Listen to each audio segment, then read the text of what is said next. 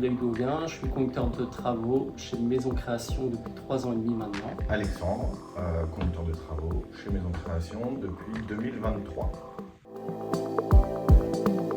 Donc être à l'écoute, méthodique et organisé.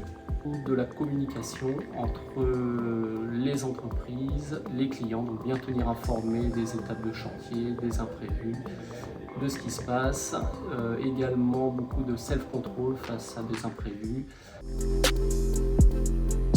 La pièce maîtresse finalement c'est le conducteur de travaux effectivement, puisque lui il centralise un peu tout. Le but est que chaque information qu'on nous transmet soit repatchée directement à la personne concernée. Plus la communication elle est fluide et plus l'information tourne facilement, finalement après c'est un engrenage qui se fait assez bien. Client artisan, on a vraiment le même fonctionnement, il faut avoir confiance en ces artisans qui nous fassent confiance aussi et de la même façon avec nos clients.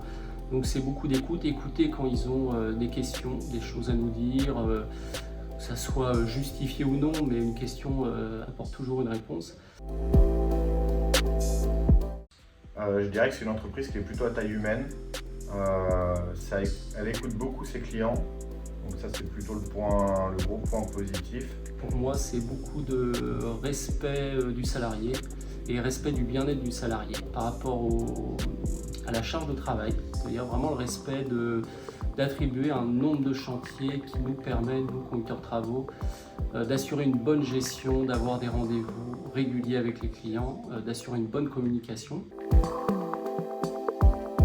C'est ne pas suivre son chantier au jour le jour, éviter, mais c'est dans un souci de stress, peut-être éviter d'aller tous les jours sur son chantier, parce qu'un planning, des interventions artisans, on est dans l'artisanat, ça ne va pas être au jour le jour. C'est-à-dire que les dates qu'on donne, ça peut vraiment bouger, varier semaine après semaine, donc il ne faut vraiment pas se faire un planning au jour le jour, ce qui va générer vraiment énormément de stress. Il faut plus se passer, on va dire, une fois par semaine, une fois ou deux, voilà, pas plus, et surtout se donner avec le conducteur de travaux des objectifs à moyen terme. Le principal conseil que je donnerais s'il fait appel à un constructeur, c'est d'avoir confiance dans le constructeur.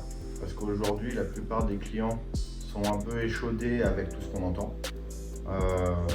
Et finalement, même si la confiance n'exclut pas le contrôle, le client paye le constructeur pour pouvoir justement faire tous ses contrôles. Et donc, il doit lui mettre sa confiance. Et après, la communication restera le plus important.